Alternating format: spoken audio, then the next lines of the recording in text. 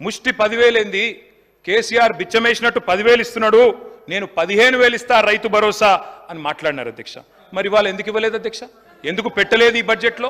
అందుకే అడుగుతున్నాం అధ్యక్ష. తప్పకుండా రైతుల్ని అనుమానిస్తాం, అవమానిస్తాం, ఆంక్షలు పెడతాం, అగ్ని పరీక్షలు పెడతాం, నిందలు వేస్తామంటే ఊరుకోం అధ్యక్ష. తప్పకుండా మాట్లాడతాం అధ్యక్ష. ఖజానాలో సొమ్మంతా కర్షకుడే మింగేసినట్టు గోరంతలు కొండంతలు చేసి ప్రాపగండా చేయడం భావ్యమైన అధ్యక్ష. ఒక పక్క బడా బడా బాబులు భారతదేశంలో 14.5 లక్షల కోట్ల రూపాయలు కార్పొరేట్ పన్ను మాఫీ చేస్తే మాట్లాడడం అధ్యక్ష మనం. కానీ రైతుకు మాత్రం 72,000 కోట్ల రూపాయలు 6-7 దఫాలుగా ఇస్తే రైతు బంధు రూపంలో అందులో 24,000 కోట్ల దుర్వినియోగం అంటూ గగ్గోలు పెట్టడం ఏ రకంగా వాస్తవం అధ్యక్ష? ఆలోచించండి. ఏ రకంగా సమంజసం? ఆలోచించండి అధ్యక్ష. నేను ఒక మాట అంటా ఉన్నా అధ్యక్ష. ఈసారి మరి జనరల్గా అధ్యక్ష నాట్లు పడేటప్పుడు వేస్తారు అధ్యక్ష, నాట్లు పడేటప్పుడు వేస్తారు రైతు బంధు. వీళ్ళేమో ఓట్లు వేసేటప్పుడు వేసిండ్రు అధ్యక్ష. పర్వాలేదు. మరి ఇప్పుడు ఓట్లు అయిపోయినాక వేస్తారా, ఎత్తగొడతారా రైతు భరోసా? చెప్పాలి అధ్యక్ష గౌరవ డిప్యూటీ సీఎం గారిని నేను కోరుతా ఉన్నా. ఇందులో అయితే నిధులు లేవు. నేను అందుకే అంటున్నా, శ్రీధర్ బాబు గారు అడిగినారు, మీరు చెప్పండి సూచనలను. Yes, I'm making a suggestion. Reappropriate చేయండి, రైతు భరోసాకు నిధులు పెట్టండి, 15,000 రూపాయలు ఇవ్వండి. మీరు ఇచ్చిన మాట ప్రకారం రైతులకు అన్యాయం చేయవద్దు అని చెప్పి మేము విజ్ఞప్తి చేస్తా ఉన్నాం అధ్యక్ష. వారు చెప్పారు కౌలు రైతులకు ఇస్తామన్నారు. 26 లక్షల మంది కౌలు రైతులు ఉన్నారని వారే చెప్పారు. వాళ్ళందరూ కళ్ళల్లో ఒత్తులేసుకొని చూస్తున్నారు. కౌలు రైతులకు రేవంత్ రెడ్డి గారు బహిరంగ లేఖ రాశారు. 26 లక్షల మందికి అధికారంలోకి రాగానే పెట్టుబడి సాయం చేస్తామని. గుర్తించినరా కౌలు రైతులు 26 లక్షల మందిని? బోనస్ అన్నారు 500 పంటకి. మరి వాళ్ళ మేనిఫెస్టోలోనేమో 2183 రూపాయలు ఎంఎస్పీ అంటారు, గ్రేడ్ ఏ దొడ్డు వడ్లు. కానీ చెప్పేది మాత్రం సన్నవడ్లు పండిస్తే బోనస్. ఇది ఎక్కడి మాట అధ్యక్ష? అందుకే అధ్యక్ష రైతు డిక్లరేషన్లో చెప్పింది దయచేసి నిలుపుకోండి. అదే మాదిరిగా నేను ఇంకొక మాట కూడా రిక్వెస్ట్ చేస్తా ఉన్నా అధ్యక్ష. వీరు చెప్పారు PMFBY మేము జాయిన్ అవుతున్నాము, ప్రైమ్ మినిస్టర్ ఫసల్ బీమా Yojana. I request the honourable deputy chief minister, sir, this is the statement of Gujarat chief minister Vijay Rupani. Gujarat ప్రధానమంత్రి గారి సొంత రాష్ట్రం.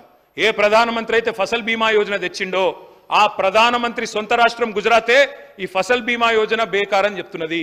వాళ్ళే ఇది తీసుకోలేదు, మనం ఎందుకు పోతున్నాం సార్ అని నేను అడుగుతా ఉన్నా. మేము అందుకే దాన్ని పట్టించుకోలేదు ఇదివరకు, కానీ మీరు అందులోకే పోతామంటున్నారు. దయచేసి మీరు పరిశీలించాలా.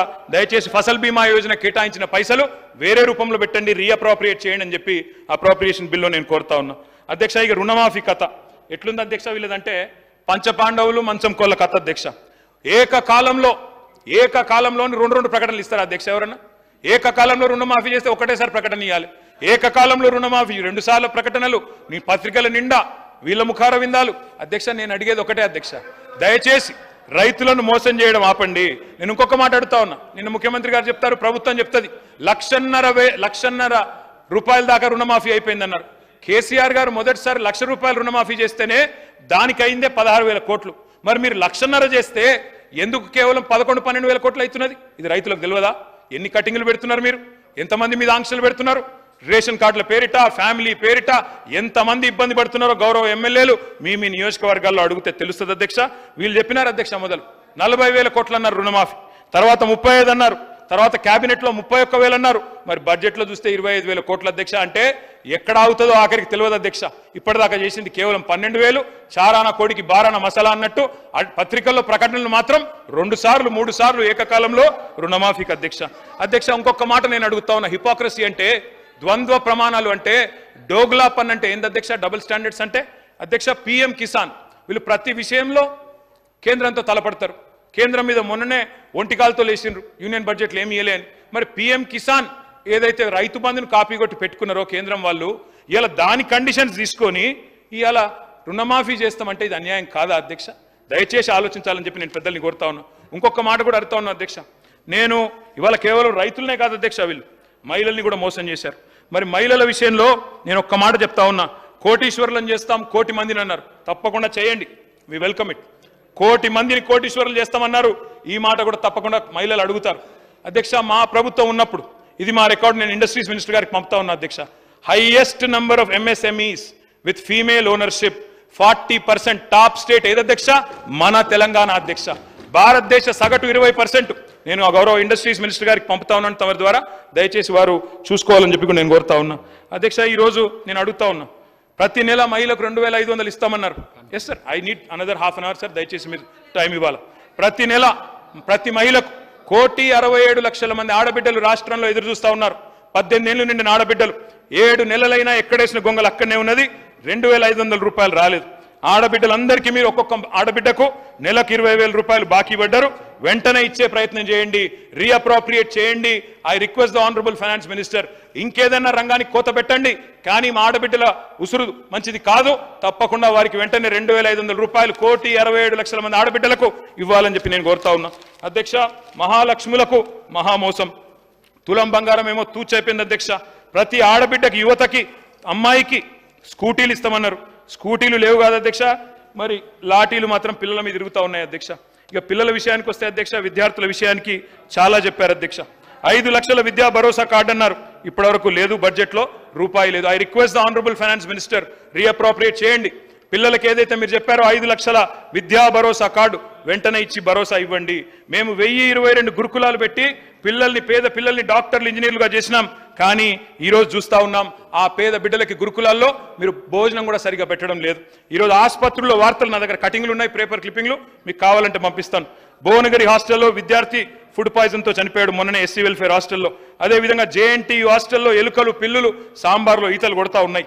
అదేవిధంగా ఇంకా చాలా గురుకులాల్లో ఇవాళ భోజనం నాణ్యత లేదని చెప్పి వాళ్ళు పిల్లలు విషాహారం తిని ఇవాళ ఇబ్బంది పడతా ఉన్నారు. ప్రభుత్వం దృష్టి పెట్టాలని చెప్పి నేను కోరుతా ఉన్నా.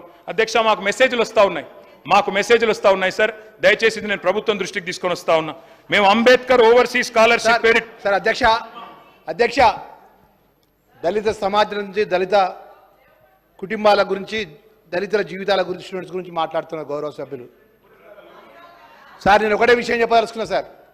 అధ్యక్ష, మీ ద్వారా ఏదైతే తెలంగాణ రాష్ట్రం వచ్చే విషయంలో కానీ, తెలంగాణ ప్రత్యేక రాష్ట్రం ఏర్పాటు విషయంలో కానీ రాజ్యాంగ నిర్మాత డాక్టర్ బిఆర్ అంబేద్కర్ గారు ఆ రోజు ఆర్టికల్ 3 ప్రకారం చిన్న రాష్ట్రాలు ఏర్పడాలేదు. ఆ రోజు ఏర్పాటు చేసిన ఆర్టికల్ ప్రకారం వచ్చినటువంటి ఈ తెలంగాణ రాష్ట్రంలో మేము అనుకున్నాం, ఒక దళితునిగా, ఒక పెద్దపల్లి అర్జనవాడలో పుట్టినవాడిగా, మరి దళిత కుటుంబంలోకి వెళ్ళి తెలంగాణ ఉద్యమంలో అప్పుడు నడుస్తున్న సందర్భంలో పడ్డ ఏ ఉద్యమంలో ఎక్కడ ముందు నిలబడ్డాన్నా మా దళిత సోదరుడు ఉంటాడు. ఆడ డప్పు కొట్టాలన్న మావోడే, కట్టె పట్టాలన్న మావోడే, ధర్నా చేయాలన్న మావోడే. మేము కేసీఆర్ గారు అనేక సందర్భాల్లో మాట్లాడితే మొదటి ముఖ్యమంత్రి ఏదైతే దళితుల్ని కుర్చీలో కూర్చుని పెడతా అంటే శబాస్రా అనుకుంటే కొందంత ఆశపడ్డం ద్వారా మేము ఎప్పుడు కూడా ముఖ్యమంత్రి పదవిని మేము ఆశించలే.